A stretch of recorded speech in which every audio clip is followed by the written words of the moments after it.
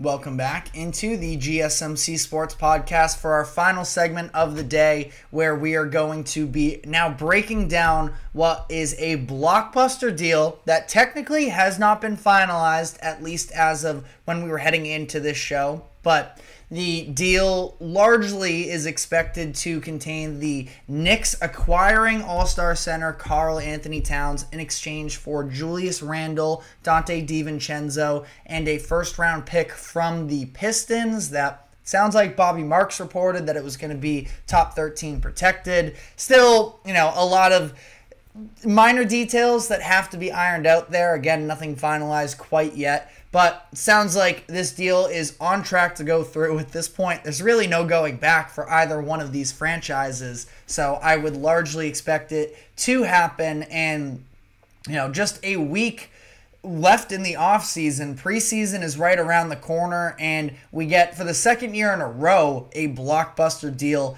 in those final days. Last season, it was Damian Lillard to the Bucks. This year, Karl-Anthony Towns to the Knicks. So I think that I want to start at this from sort of a general perspective of really weird timing, it feels like, for this trade to go down, considering that it is a week into the a week until the preseason begins. The Knicks feel like they're in a position where, yes, they are going to be ultra competitive for the season, and Karl-Anthony Towns being an all-star center that's on the market for them, center being their number one need, feels like a situation that they can't pass up on, but they're very restricted now in terms of what they can and can't do from here. On the Timberwolves side, to not even sort of play into next season after you just made the Western Conference Finals probably a year before anticipated, I understand the long-term implications of what it would have meant for the Timberwolves to keep Cat on the books and to have three centers making, as much money as they would be between Gobert, Naz Reid, and Karl-Anthony Towns. That's not sustainable. But to not even give it a shot this upcoming season feels weird. Now, that being said, I don't necessarily hate the roster for roster move of, I guess we'll lean into the Timberwolves here first. They get Julius Randle back along with DiVincenzo. The reality is, I think that Julius Randle is a very flawed basketball player, as is Karl-Anthony Towns, in my opinion. That Randle is a downgrade. I don't think it's the worst thing in the world, though, to go out and get someone in Randle who, yes, again, flawed, has his issues. He can go get you a bucket. And that's just something Karl-Anthony Towns, ultra competitive, but last season specifically, and I know Cat did have his huge scoring outburst against the Hornets that, in that game against the Charlotte Hornets of all teams, that, yeah, he can go get you buckets, but he's not somebody that, in my opinion, is going to consistently take the ball into his hands and go make something happen, where Julius Randle, he can do that. Now, it'll probably take him a good 12 seconds to do so out of that isolation to be able to put up a shot, but the Timberwolves definitely last year, you saw it in the playoffs, were so reliant on just Anthony Edwards going and getting buckets for them, that I think it is very difficult, especially in today's NBA with the amount of talent that there is, to single-handedly run through one player. And Karl-Anthony Towns, for a lot of the playoffs, was pretty underwhelming. Not just from a scoring perspective, but obviously he doesn't bring you much on the defensive side of the ball. Some of the irrational fouls that he has are inexplicable. And I think that Randle is actually a good player, a much better player than what his public reputation would tell you. The fact that he can go get you buckets. He is a positive defender. He is one of, if not the best, rebounding non-centers in the NBA. And there are positive aspects to his game. Now, the spacing between, you look at Gobert, Randle, and Jaden McDaniels as sort of your front court, that's pretty tough. That is definitely not ideal, but I also think that there's roster flexibility in there, adding in a Donte DiVincenzo, who is a great shooter. I think they could very easily play lineups as well with DiVincenzo at the 2, Anthony Edwards at the 3, and then like if you want spacing as well, you can go Julius Randle at the 4 and then Naz Reid at the 5, because Naz Reid, that's the thing, is I feel like in this situation with the Timberwolves,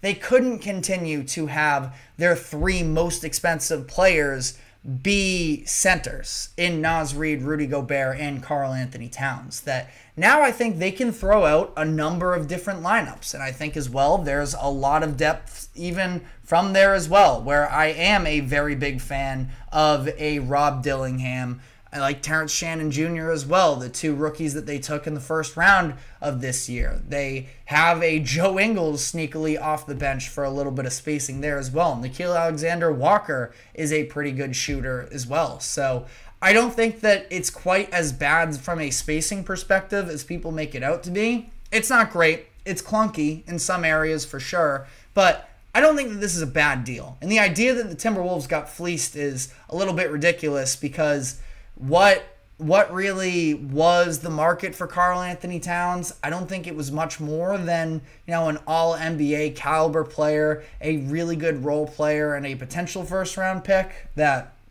overall, it's a pretty solid return, all things considered.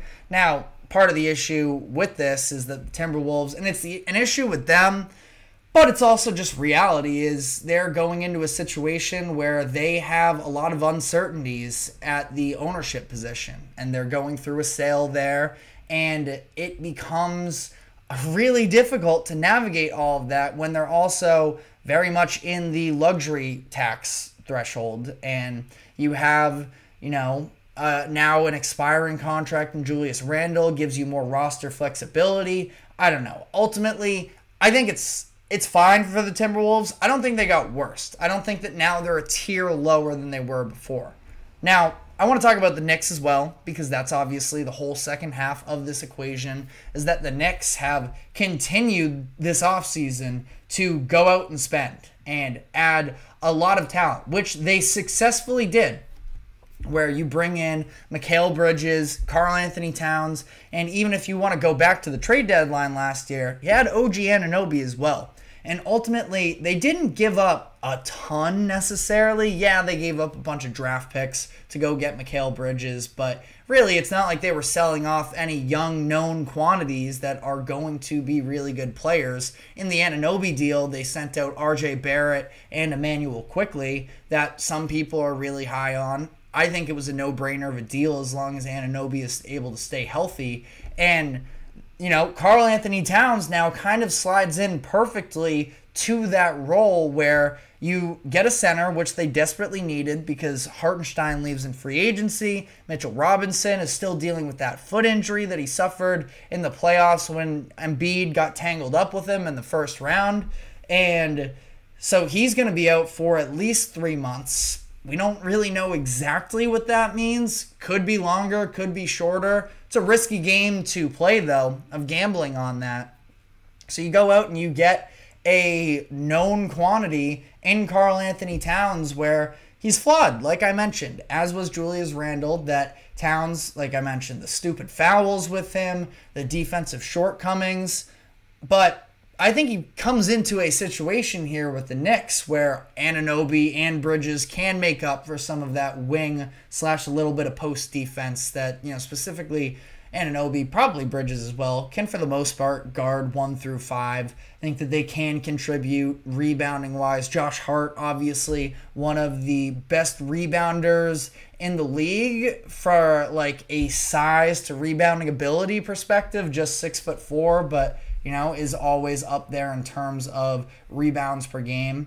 That I think I like the move a lot in terms of the cohesiveness with a starting lineup. What I will say is the fit in terms of the sacrifice to the bench, and now with Tom Thibodeau, and he's back with Karl-Anthony Towns, didn't exactly have a great relationship first time around in Minnesota. That's a little bit weird to me. Again, you look at the bench now, and it's Miles McBride, who was really good down the second half of last season. Hopefully I'm sure to at least some degree they feel like they can continue to build upon that. But then outside of that, I mean, Mitchell Robinson's a good defensive center when he's available to them. He can help out with rebounding as well for, specific situations like that.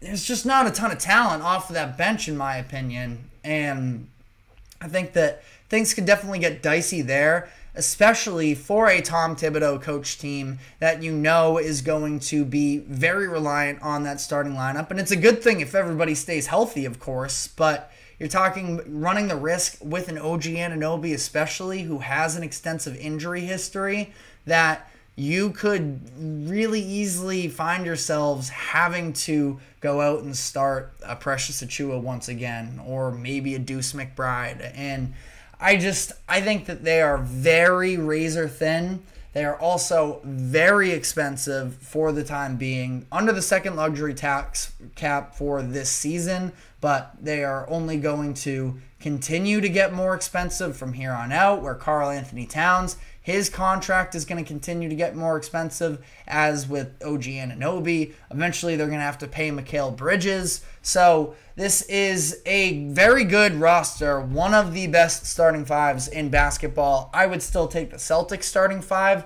over the Knicks in this situation. But that being said, I do think that there are some real roster flaws on each of these teams right now, which is why ultimately I would consider this trade a win-win, because I can see the perspectives from both sides, and I think they are both going to be very competitive in this upcoming season. But I think that there are also very clear issues with both of the deals, especially when you're talking about some of the long-term implications. And I also, my least favorite part is it does feel almost a little bit cowardly with the Timberwolves to sell as early as they did.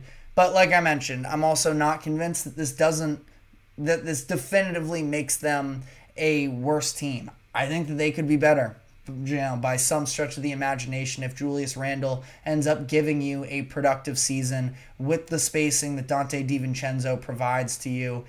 I think that this is overall in that win-win category. But let me know what your thoughts are in the comments section. That is all the time we have for today. Thank you very much for tuning into the GSMC Sports Podcast. Thank you to the GSMC Sports Network for allowing us to host this show. Remember to like, follow, subscribe wherever you may be keeping up with us. Be sure to check us out on social media as well for more exclusive short content. And we will be back tomorrow afternoon, same time as always, at 2 o'clock p.m. Eastern. We will see you then. Take care.